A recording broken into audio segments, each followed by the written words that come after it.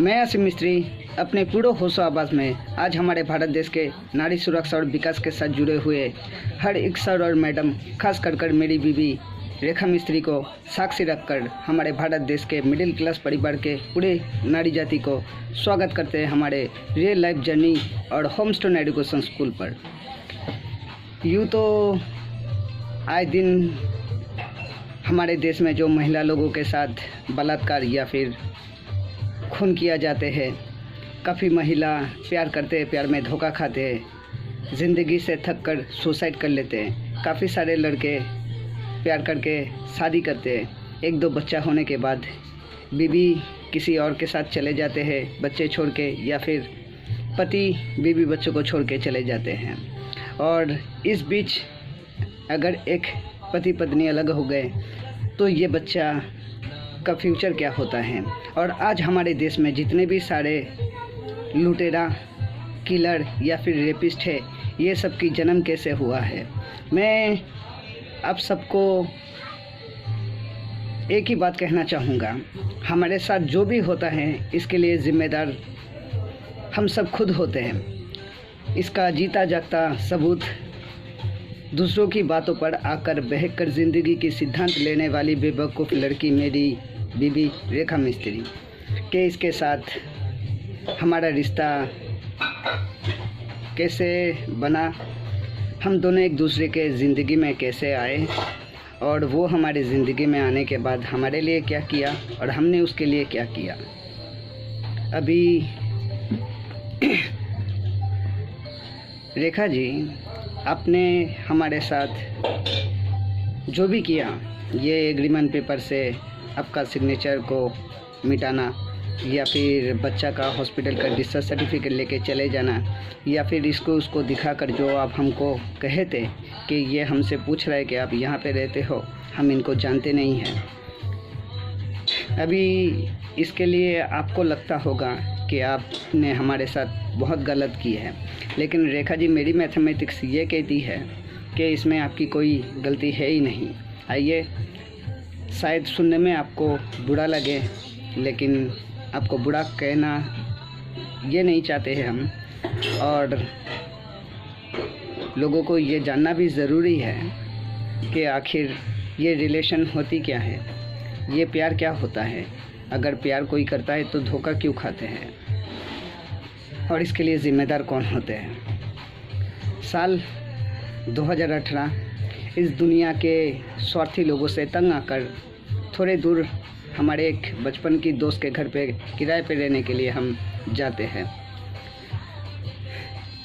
और एक और भी शख्स था जो मेरा बड़ा जीजा का भाई, हम तीनों एक ही साथ एक ही थाली में खाते थे, लेकिन आज वो हमारे बीच है नहीं। वही काफ़ी कम उम्र में प्यार करके शादी किया, तो थोड़ी बहुत बीबी के ऊपर टॉर्चर किए थे, लेकिन उस वजह बीबी जब छोड़ के चले गई और लड़के को जब इस बात की एहसास हुआ कि उससे गलती हुई है, तो बीबी को वापस लाने के लिए गए। तो उस वक्त बीबी नहीं आई, तो रेल की पटरी पर सर रख के वो सुसाइड कर लिया। और मैं ये नहीं चाहता हूँ कि काफ़ी लड़का तो सुसाइड कर लेते हैं, काफ़ी लड़का के साथ अगर धोखा होता है तो वो अपनी गर्लफ्रेंड को ही मार देते हैं, या फिर और दोस्त लोग मिलके गैंग रेप करके मार देते हैं। अभी इससे फ़ायदा किसको क्या होता है, मुझे तो कभी किसी का फ़ायदा दिखा नहीं।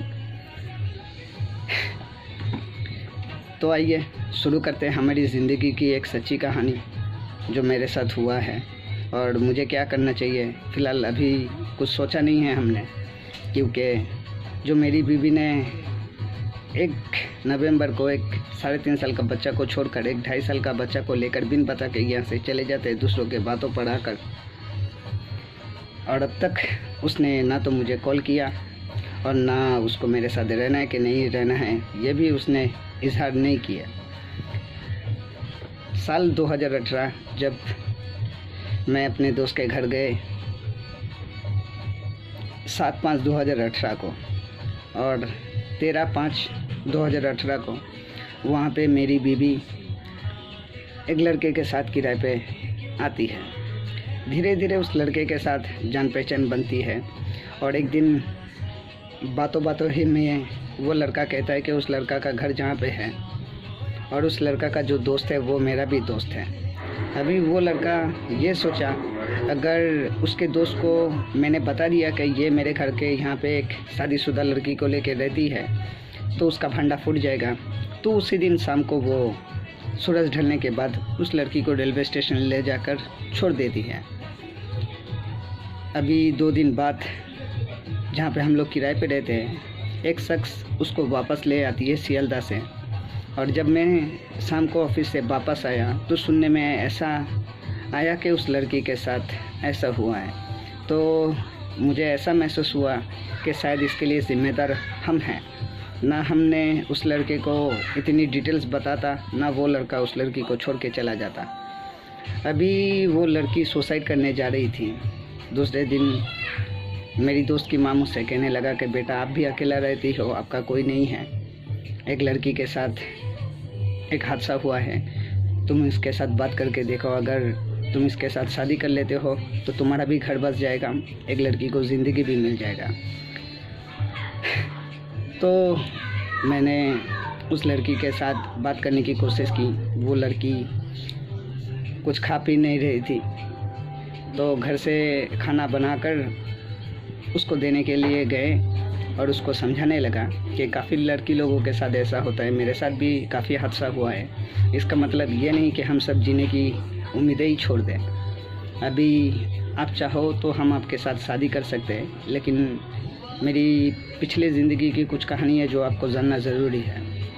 तो लड़की थोड़ी देर बाद कहे कि हमको भी कुछ बताना है आपको, बाहर चल के बात करते हैं। अभी बाहर जाने के बाद हमने तो हमारी पूरी ज़िंदगी की दास्तां उसको सुना दी है, लेकिन उन्होंने जिस लड़के के साथ सुबह शाम पे किराए पे आए थे, उसके अलावा पहले शादी किए थे, एक 4 साल का बच्चा था, उसको छोड़ के आए, सिर्फ यहाँ तक बताए हमें।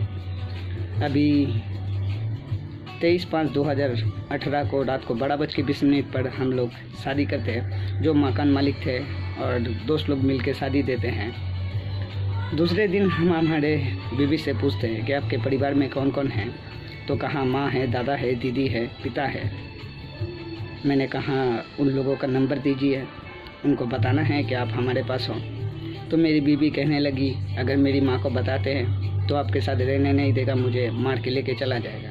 तो मैंने कहा चाहे जो भी हो, इनको ये जानना ज़रूरी है कि आप हमारे पास सुरक्षित हो।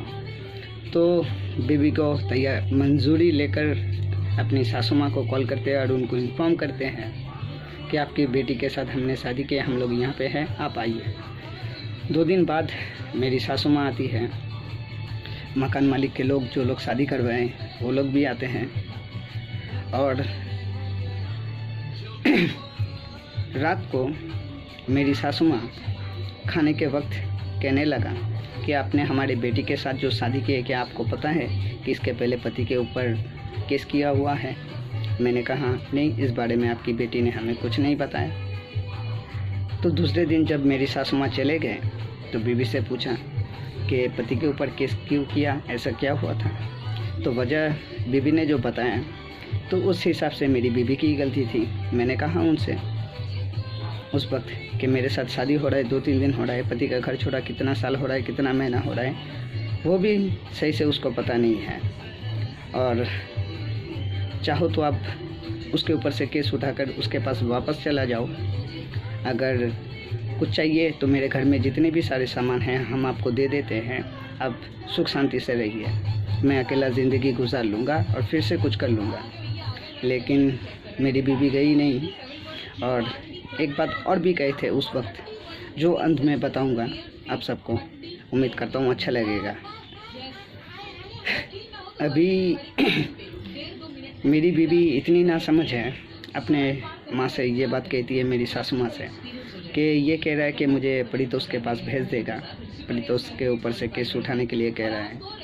तो मेरी सासू माँ फिर से आती है और डराती है कि आपके दादा को पता चल गया है, वो इसके पति को बता देगा, आप मेरी बेटी को लेकर यहाँ से कहीं और जगह चला जाओ। तो सासू माँ की बातों पर आकर सुभाष ग्राम छोड़कर जादवपुर आ जाते हैं।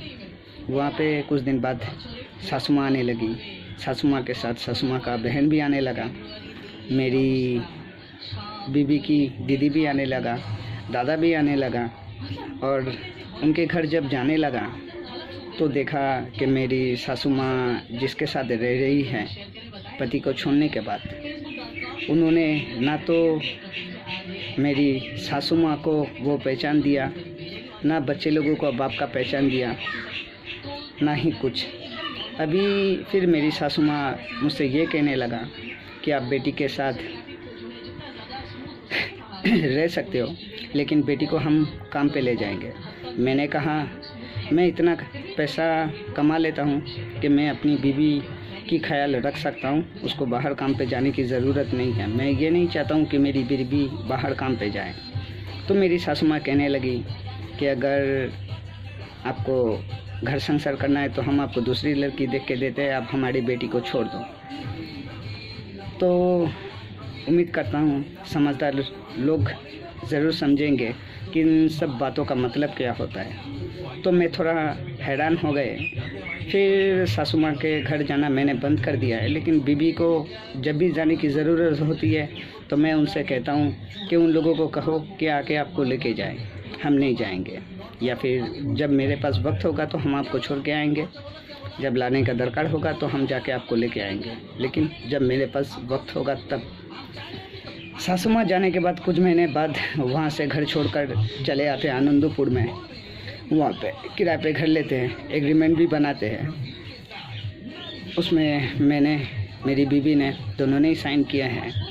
और वही एग्रीमेंट को जाने से पहले मेरी बीवी लोगों के बातों पर आकर उसको काट के मिटाने की कोशिश की है। लोगों की बातों पर आकर, खास करके अपने माँ की बातों पर आकर, क्योंकि मेरी सासू माँ के ऊपर मुझे शुरू से ही डाउट था।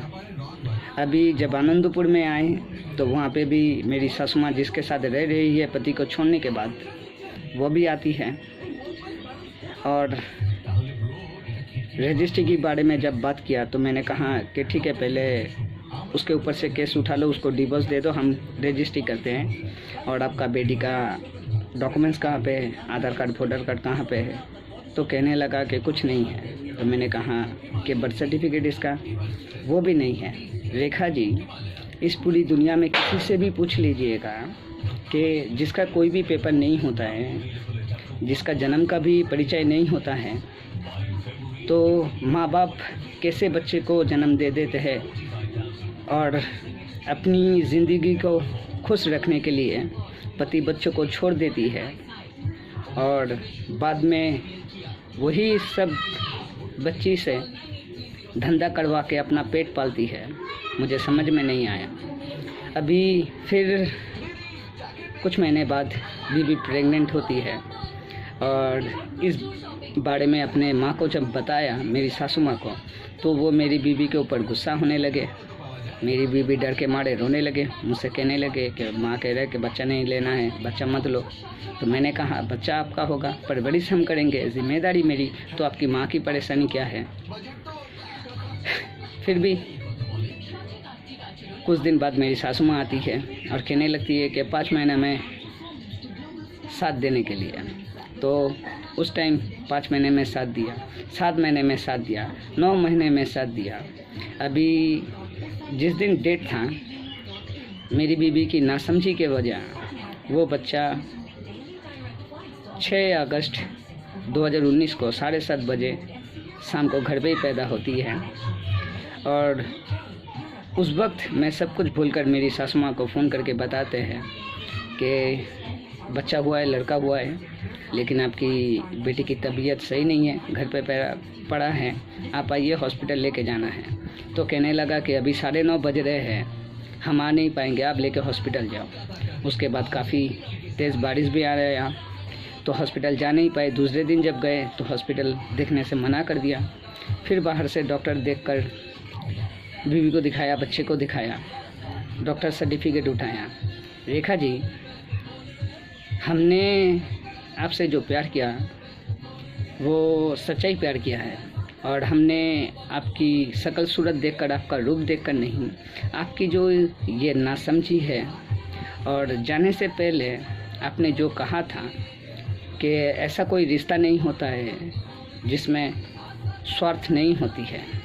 अगर एक लड़की ज़िंदगी में एक बार हादसा होने के बाद दूसरी बार शादी करके 2 बच्चे होने के बाद अगर कोई लड़की अगर ऐसा सोच रखता है कि पति पत्नी में भी स्वार्थ होती है, तो मेरे हिसाब से उससे ज़्यादा बुज़दिल और कोई नहीं होती है।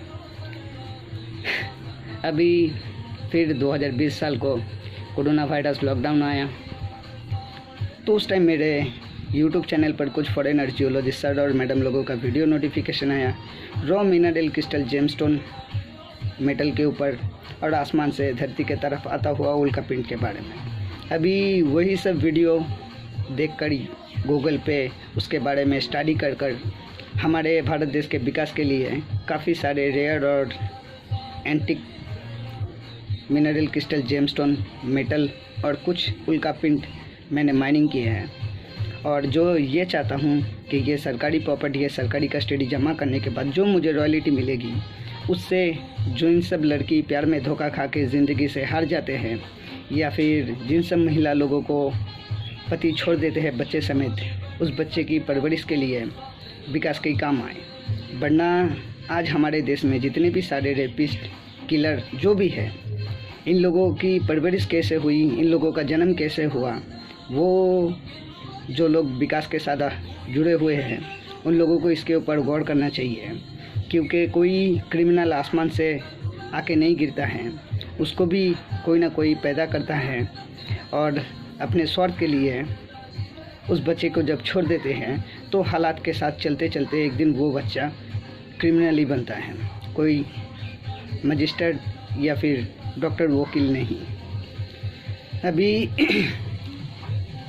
उस टाइम मेरी बीवी की नासमझी के वजह फिर एक बार बीवी प्रेग्नेंट होती है और मेरी बीवी फिर से अपनी माँ को इस बारे में जब बताती है तो मेरी सासू माँ फिर से मेरी बीवी के ऊपर गुस्सा करती है और वो बच्चा 2020 को दिसंबर में हॉस्पिटल में ही पैदा होती है, जिसको मेरी बीवी लेकर चले गई है। और बिन बता के जाने से पहले कुछ पॉलिटिशियन लोग और कुछ स्वार्थी लोग जो मुझे हमारे देश के सरकार तक पहुंचने से रोकने के लिए पुलिस डिपार्टमेंट का गलत फ़ायदा उठाकर मेरी बीवी को गुमराह करके मुझसे अलग किया और मुझे फंसाने की कोशिश किए गए। अभी रेखा जी, एक बात मैं कहना चाहूँगा, इसमें आपकी कोई जिम्मेदारी नहीं है और ना ही कोई आपकी गलती है। अगर आपने जो भी हमारे साथ किया, अगर ये आपकी दिल की बातें सुन के ये सब कुछ करते तो हम आपको कभी भी माफ़ नहीं करते हैं। लेकिन आप तो शुरू से ही आपकी माँ की बातें सुनकर मेरे साथ ये सब कुछ किया। शायद आपने हमसे रिश्ता जोड़े थे, उसके पीछे स्वार्थ था, लेकिन हमने आपके साथ जो रिश्ता जोड़े उसके पीछे कोई स्वार्थ नहीं है। और हमें आपकी वाकई में फ़िक्र थी, इसलिए हमने आपको काफ़ी दफ़ा ढूंढने की कोशिश की, आपके माँ के पास गए, ये जानते हुए भी कि आपके माँ को सब कुछ पता है। लेकिन जब वो झूठ कह रहा था और जो आपका फ़ोन मैंने आपके माँ के पास छोड़ के आए, काफ़ी दफ़ा तो आपकी माँ उस नंबर से मेरे साथ बात की है और अभी वो नंबर बंद करके रखा है। और यहाँ पे जिन लोगों ने आपकी मदद की है, उम्मीद करता हूँ मेरे बारे में आपको और भी भड़का कर आपको हमसे दूर करने की कोशिश करें या फिर आप हमारे ऊपर और भी भड़क जाओ, ऐसा कुछ करने की कोशिश कर रहे हैं। लेकिन आपका इरादा क्या है वो मुझे पता नहीं है। दिमाग तो कह रहा है कि आपने हमारे साथ जो किए हैं आपको छोड़ देना चाहिए, लेकिन दिल ये कहता है कि सुबहग्राम में आपने ये भी कहे थे कि हम थोड़ा नासमझ है, अगर मुझसे कोई गलती होती है तो हमें माफ़ कर दीजिएगा। अभी दिल और दिमाग के बीच हम फंस के रह गए। अभी रेखा जी ये जो परितोष के ऊपर केस किए थे, अभी इस हिसाब से आपकी माँ तो ना तो आपको हमारे सामने लाए, ना आपसे ये लिख के दे दिए कि आपको हमारे साथ रिश्ता नहीं रखना है, और ना आपने कॉल करके हमें इन्फॉर्म किए। और जहाँ तक मैं जानता हूँ आपके परिवार को कि आपको शायद आने नहीं दे रही है, फ़ोन भी करने नहीं दे रही है, क्योंकि काफ़ी दफ़ा आपके परिवार के साथ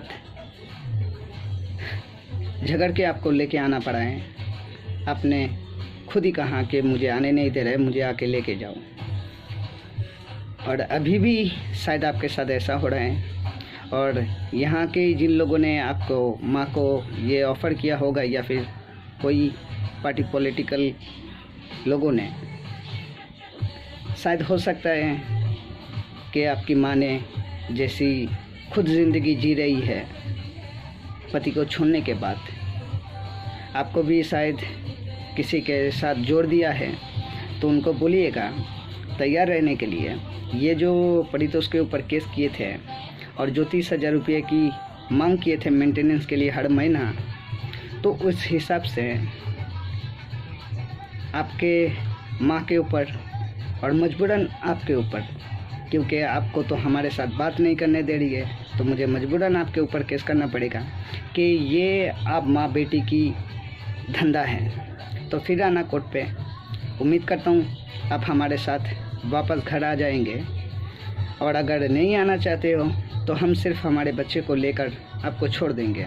लेकिन हमें आपके ऊपर यकीन है रेखा जी, कभी हमने आपके ऊपर शक नहीं किए हैं। आपको समझने में कहीं तो गलती हुई है। अगर हम आपके ऊपर शक करते तो 4 महीना होने जा रहा है तो हम ये सोच के ही मर जाते हैं कि ना जाने मेरी बीवी किसके साथ भाग गई, ना जाने मेरी बीवी किसके साथ भाग गई। और जो देश के विकास के लिए करने की सोची है, तो उस बारे में ना तो कुछ कह पाता, और ना अभी भी जो मैं आपको समझाने की कोशिश कर रहा हूँ वो समझा पाता। रेखा जी, हम आपके ऊपर गुस्सा नहीं है, लेकिन हाँ नाराज़ ज़रूर हैं। जो आप 2.5 साल का बच्चा को लेके चले गए हो, आपको शायद पता नहीं है कि हम लोगों की जितनी भी सारे दुख दर्द होती है, ये बच्चे लोग हमारे लिए खिलौना होता है, जिनके साथ खेलकर वक्त गुजार के हम लोग अपने आप को ये सांत्वना दे सकते हैं कि चलो हमारे साथ खेलने के लिए कुछ तो है। सिर्फ बच्चे हम लोगों के लिए खिलौना ही नहीं होते हैं। ये बच्चे लोगों की जो हरकत, जो बातें होती है, जो बिहेवियर होते हैं, इससे हम लोग चाहे तो काफ़ी कुछ सीख सकते हैं। लेकिन हम लोग सिर्फ दोनों आंखों से देखते हैं, मन की आंखों से कभी देखते नहीं कि ये बच्चा क्या कर रहा है, क्यों कर रहा है, किस लिए कर रहा है। जैसे आपने जो भी सिद्धांत लिए, क्या आपको पता है कि आपने क्या किया? रेखा जी, अगर हम आपको छोड़ दें, मेरा कुछ भी आएगा जाएगा नहीं, लेकिन आपने जो किया, अगर हम आपको छोड़ दें तो क्या आपको वाकई में ज़िंदगी में एक इज्जत वाली ज़िंदगी मिलेगी? क्या इस दुनिया के लोग आपको एक अच्छी महिला की नज़र से देखेगी, या आपको वो रिस्पेक्ट मिलेगा? उम्मीद करता हूँ कि मेरी ये बातें हमारे देश के आम जनता लोगों को भी समझ में आया है कि दरअसल ये क्रिमिनल बनते कैसे हैं। अगर पेरेंट लोगों की परवरिश में गलती होगी, अगर पेरेंट लोग अपने स्वार्थ के लिए एक दूसरे से अलग हो जाती है, बच्चे को छोड़ देती है, तो वो बच्चा